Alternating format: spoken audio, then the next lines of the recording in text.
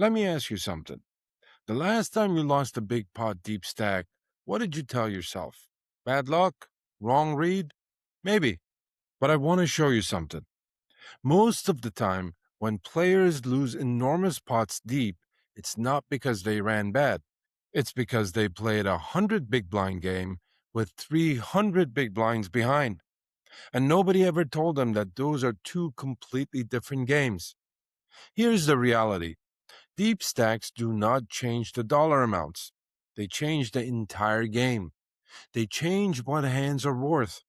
They change how you should bet. They change how you should fold. They change how you should think about every single street. My name is Vinton, and this is Vinton Poker. Precision in, profits out. My mission is simple. I want to help you think clearer, play sharper, and take more money home every session you play.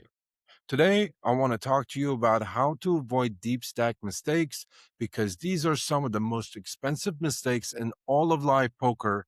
And when the stacks are deep, there's gold to be mined.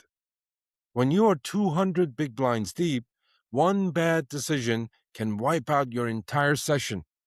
Not a bad run, not variance, one decision. But worry not. Today, we're going to fix that right now, right here in this video, so watch carefully and watch to the end. The first mistake is the biggest one, but not the most common one. That one is last on this list. Most players treat deep stack poker exactly like 100 big blind poker. They buy in deep or build their stack to 300 big blinds deep, and then they play the exact same way they always play, like they have 100 big blinds or even 50 big blinds. Same pre-flop ranges, same post-flop logic, same hand valuations, and it destroys them. Here's what you have to understand. Against strong ranges and heavy action, top pair, top kicker often becomes a bluff catcher when stacks are deep. The hand itself doesn't change. The money changes. The number of decisions left to be made in the hand changes. And that changes everything, the whole entire strategy. And most live players don't carry junk through 3 streets of aggression. By the river, you're usually looking at a much stronger range of hands than what started the action on the flop. This is why so many players say, I had top 2 pair and I lost my stack. They didn't lose because they were unlucky. They lost because they played a 3-street hand with a 1-street mindset. The second mistake is ignoring the SPR. And if you've never heard of that term before, stay with me because this is the engine behind everything in deep stack poker. SPR stands for stack to pot ratio. It is simply how much money is left behind compared to the size of the pot. And it tells you more about how to play a hand than almost anything else. Here's a simple example. The pot is $100. You both have $300 behind. Your SPR is a simple 3. In that spot, top pair is usually pretty happy. There's not a lot of money left to navigate, and one pair can often get it in profitably. Now let's change that one number. The pot is still $100, but you both now have $2,000 behind. Now your SPR is a massive 20. Suddenly, one pair starts sweating because there are 20 times the pot still left to play for across multiple streets against a range that gets stronger every time your opponent puts chips in. Low SPR favors one pair hands. High SPR favors nutted hands. And if you're not thinking in those terms, you're making decisions without understanding why they matter. The third mistake is falling in love with one pair hands when the action is telling you something different. I see this all the time in live games and with my coaching clients. A player flops top pair and becomes emotionally committed to it. The board gets worse. The action gets scarier. The opponent bets bigger and bigger. And they still call because they started the hand liking their cards. Deep stack punishes that attachment hard.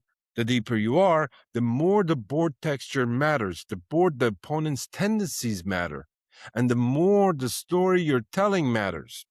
And if the story says that they have a monster, you have to be willing to fold a hand that felt great on the flop, and is now a bluff catcher on the river at best.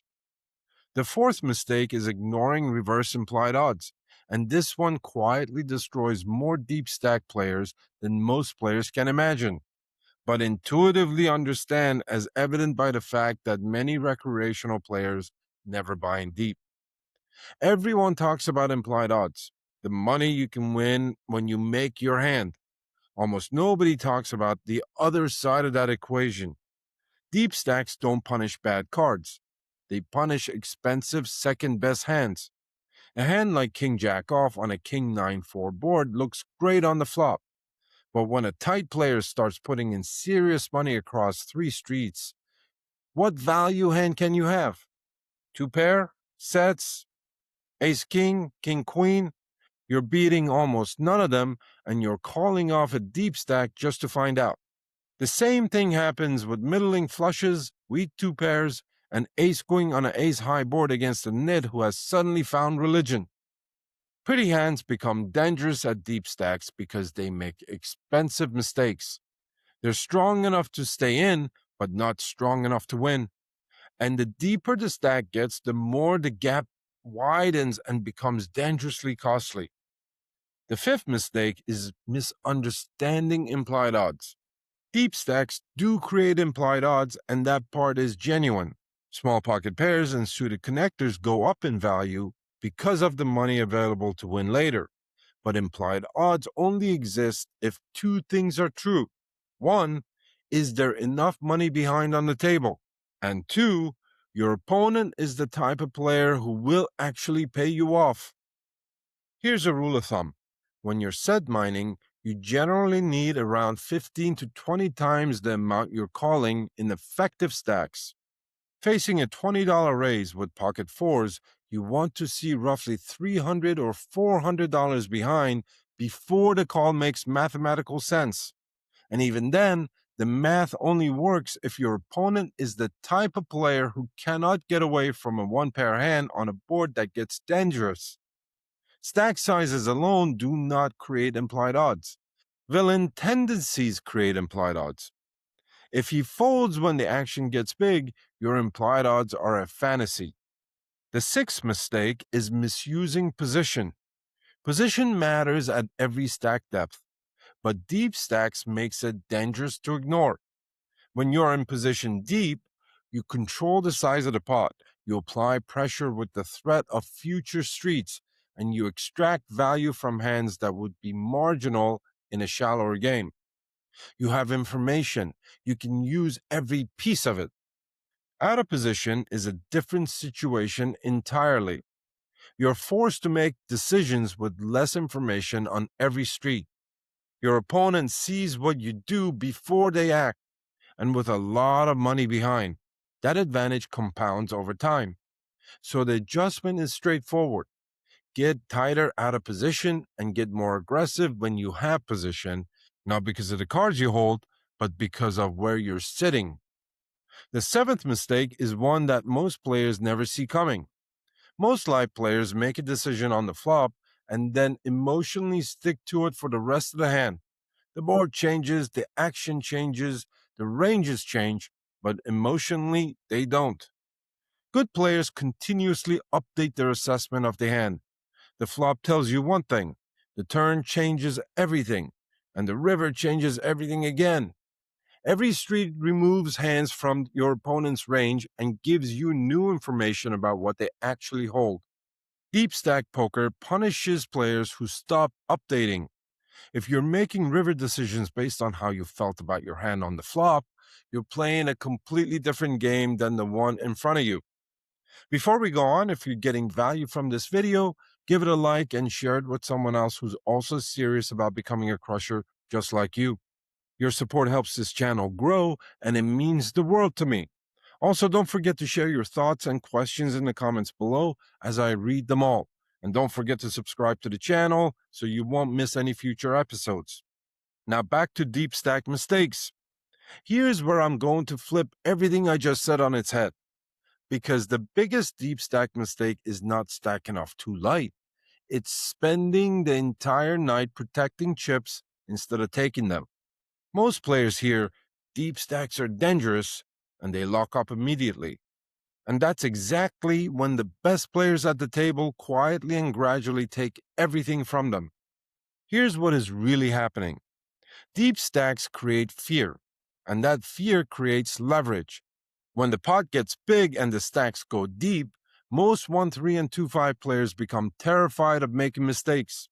They start overfolding, they start checking back hands that they should be betting, they start calling stations who suddenly discover discipline. And that overfolding, that fear response, is where your profit lives. Aggression itself is not the weapon. The threat of future pain is the weapon. You do not need enormous bets to create pressure. You just need your opponent to understand that things could get very expensive very fast. Here's what nobody in poker wants to hear. You can understand everything I just taught you: SPR, reverse implied odds, continuous updating, range evolution, all of it, and still lose. Because deep stacks do not just amplify skill, they amplify fear. And fear will override everything you know the moment the pot gets big enough. The player who wins the most money in deep stack games are not the ones with the best hand reading skills, although it helps. They are the ones with the best emotional discipline, because deep stacks amplify everything. Skill differences, yes, but also fear, ego, attachment, tilt, confirmation bias. Players become attached to aces, to ace-king, to top pair, to sets they flopped 3 streets ago on a wet dynamic board. And then they stop updating. The board changes, the ranges change, but emotionally they do not. Deep stack poker punishes emotional attachment as ruthlessly as it punishes strategic errors. The player who stays calm when the pot is enormous, who can fold aces when the action tells them to, who can pull the trigger on a third barrel bluff without hesitation, those players own the game. And it has nothing to do with luck. It has everything to do with clarity. And clarity is what I teach in my course, the Delusion Killer Masterclass: how to build that kind of thinking from the ground up. I have sat across from enough struggling players to know what this material does when someone actually applies it. And the students inside this program who go all in on it, they're not the same players they were 3 months ago. It's a 292 lesson course, everything covered from pre-flop fundamentals to advanced post-flop play to exact psychological frameworks that separates profitable players from recreational ones. You can join today at vintonpoker.com/course. And right now, I'm giving the first 20 people who sign up after watching this video $200 off with code DEEP at checkout. First 20 only. After that, the code is gone.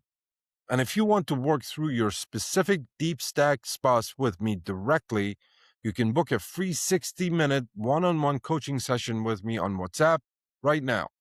The link is in the description below. We'll pull up your hands, find the leaks, and fix them together. Here's the hierarchy nobody teaches you. Shallow stack poker is about cards. Medium stack poker is about ranges. Deep stack poker is about leverage. Elite deep stack poker is about psychology. And world-class deep stack poker is about people. It's about knowing which player at the table cannot find a fold and which player cannot call. Because those two players are donating their stack for completely opposite reasons. And your entire job is figuring out which one you're sitting across from. Poker is not a snapshot. It's an evolutionary process. Every street removes hands. The flop kills some, the turn kills more. By the river, you're not asking what hand started the action. You're asking what hand survived. And the player who understands that, who tracks that evolution in real time instead of falling in love with their cards, is the player who leaves with the money. Most players think deep stack poker means more money. They're wrong. Deep stack poker means more decisions. And the player who makes the best decisions when the money gets big is the player who leaves with the money. Now, If you want to keep improving and keep leveling up your game, watch this next video. As always, I'm your friend, Vinton. GG.